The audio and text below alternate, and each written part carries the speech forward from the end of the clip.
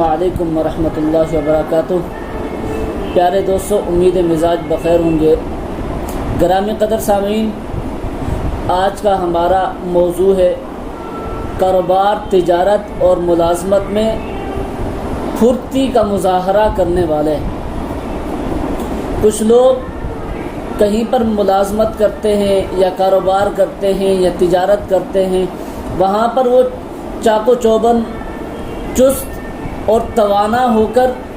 ایسے لگ رہا ہوتا ہے کہ یہ ایک بندہ مشین ہے،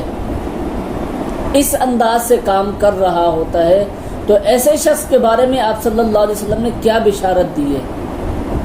بہت سے لوگ کام سے کتراتے ہیں، کہیں ملازمت کر رہے ہیں، کہیں نوکری کر رہے ہیں، کہیں پر کچھ کام کر رہے ہیں یا کاروبار کر رہے ہیں، تو اس میں پھرتی دکھانے سے، اس میں طاقت لگانے سے، اس میں اچھا کام کرنے سے کتراتے ہیں کہ فلاں کا کام ہے، میں کیوں اپنی جان یہاں پر لگاؤں۔ ایسے لوگوں کے بارے میں جو کاروبار میں، تجارت میں، ملازمت میں پھرتی اور مستعدی کا مظاہرہ کرتے ہیں، آئیے ذرا ان کے بارے میں پاک پیغمبر صلی اللہ علیہ وسلم کی حدیث مبارکہ، پاک پیغمبر صلی اللہ علیہ وسلم کا فرمان مبارکہ عرض کرنے لگا ہوں۔ ایک شخص رسول اللہ صلی اللہ علیہ وسلم کے پاس سے گزرا تو صحابہ کرام رضوان اللہ علیہم اجمعین نے اس کے طاقتور جسم اور اس کی چستی کو دیکھ کر بہت تعجب کا اظہار کیا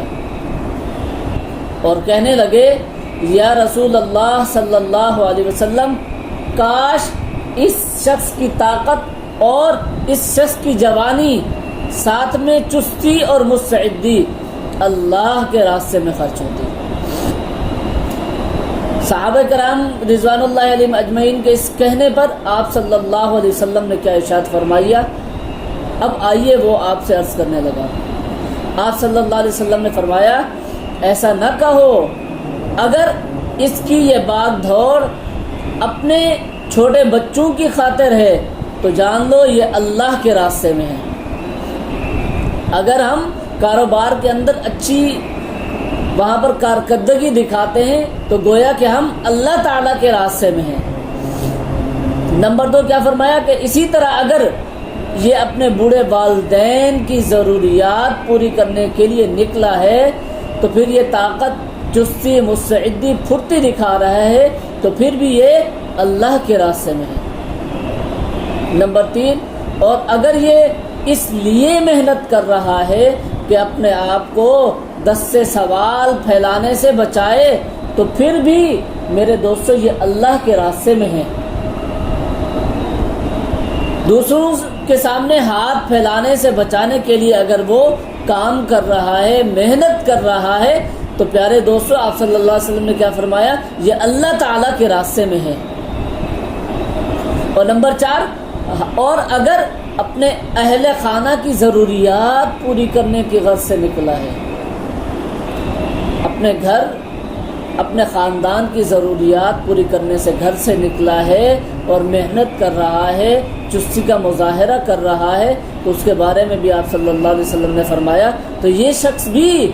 اللہ کا راستے کے اندر ہی جانے والا کہا جائے گا، تو اسے بھی اللہ کا راستہ ہی کہا جائے گا جس کے اندر یہ نکل چکا ہے۔ ہاں، اگر اس کی یہ جدوجہد اس لیے ہے کہ یہ دوسروں پر فخر کرے، نقصان کیا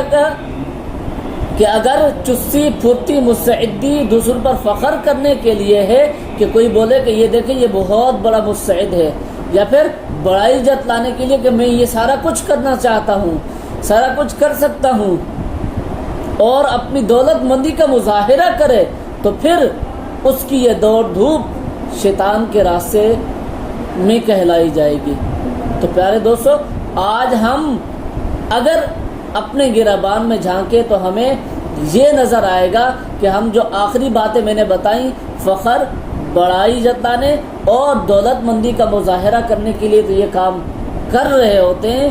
اور اس کے علاوہ دوسرے جو کام ہیں ان کے لیے یہ کام ہم نہیں کرتے۔ تو سوچنے کی بات ہے کہ ہمارے کام تو ویسے ہی ہیں، ہم نے کرنا تو ویسے ہی ہے، اگر یہ اللہ کی رضا کے لیے